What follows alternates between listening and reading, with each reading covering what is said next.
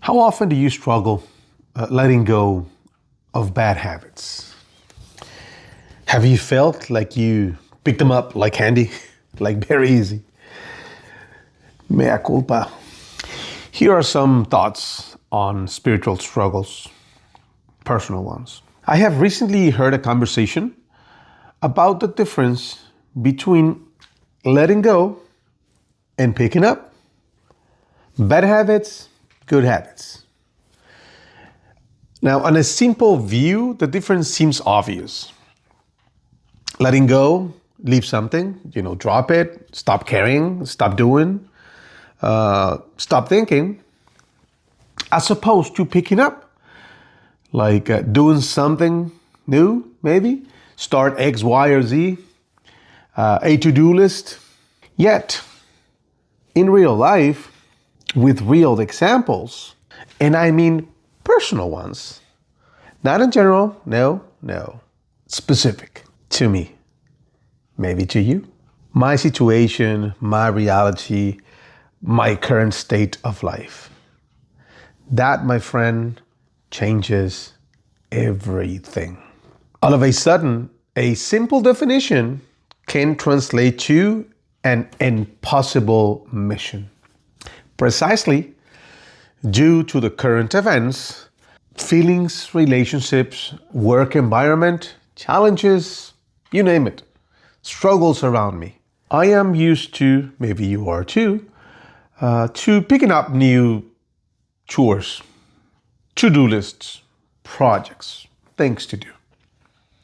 For example, if I get a new job, well, all is new. Everything or almost everything I'll start doing is new. Not a problem. I've done it before several times. If I get a diet, but in the form of a list of what to eat, it is relatively easy to follow it or to imagine that it is not that hard or that I can do it. Furthermore, when I go to confession, and the priest gives me as a penance the recitation of specific prayer or prayers, and even how many times to say it. It is pretty easy and simple to complete it. Picture this. My guardian angel or a saint I have devotion to appearing to me and giving me a list of how to be holy, how to really love God and my neighbor as myself. In other words, the path to heaven, to holiness. Now, I'm not sure about you, but I would be all in on that list. And when my guardian angel even says, I will be helping you all the way, you are not alone. How stupid and lazy could I be to not get on board? And again, mea culpa. Now, on the other hand, letting go, it's completely different, as almost everyone sees it.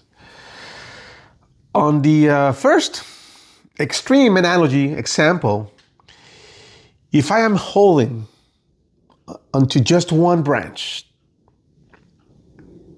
and that branch keeps me from what I think is falling to death, or even in the most positive way, to the unknown.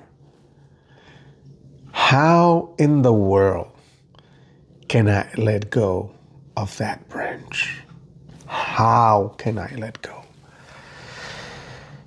Now imagine this. I am driving, and in my mind, anyone that is on my way is a snail, way too slow. And anyone that passes me is a maniac. And I am obviously the only one driving at the proper speed. Have you been there? How can I just let go of my impatience? my judgmental attitude.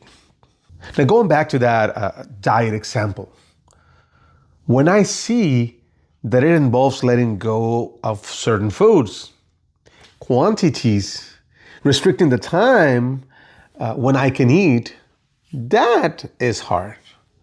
Letting go of my instincts, my gluttony impulses. And I start thinking, why should I let go?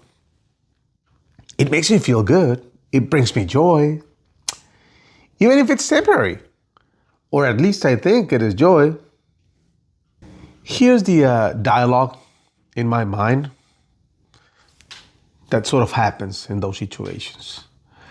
The enemy of the soul and his minions suggested me. Why is it bad to eat? You want it. Why is it bad to do? Why is it bad to feel or not do or see or hear or think this or that? Who says so? And whoever said it is just trying to restrain you, not allow you to enjoy life, to really live and experience the best of life. All that you can decide without anyone telling you what is wrong. Sounds familiar? Did God say, "You shall not eat of any tree of the garden"? Eve started a dialogue with the tempter, and we all know how that went. On the other hand, Jesus, at the end of his 40 days of fasting in the desert, did not engage in conversation with the father of lies, but replied using only, yes, scripture.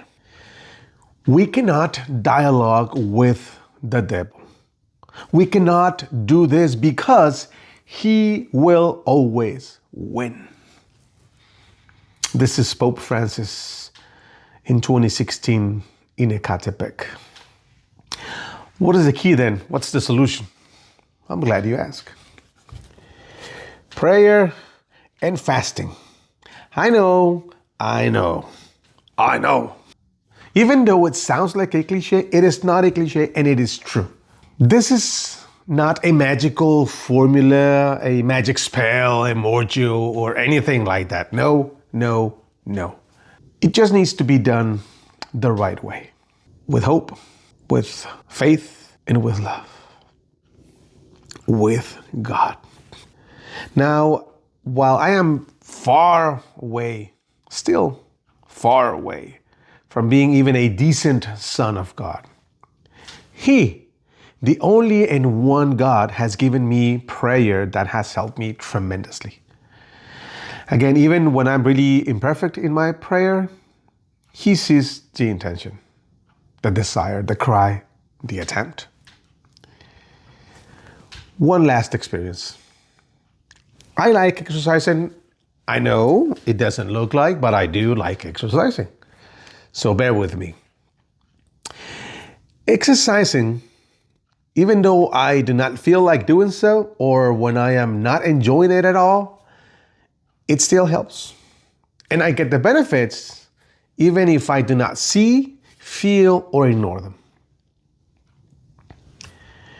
In a similar way, blessings and progress are still there in my spiritual life, regardless if I do not feel any joy or have any religious experience, or if I did not really wanted to pray, but I did anyhow. Again, my guardian angel, the most holy Virgin Mary, the saints, and all in heaven assist me and you in presenting our mechanical prayers in the best way to God, and receive all the graces needed. Have mercy on me, O God, according to your merciful love, according to your abundant mercy, Blot out my transgressions. Keep praying. Be not afraid. God is with you.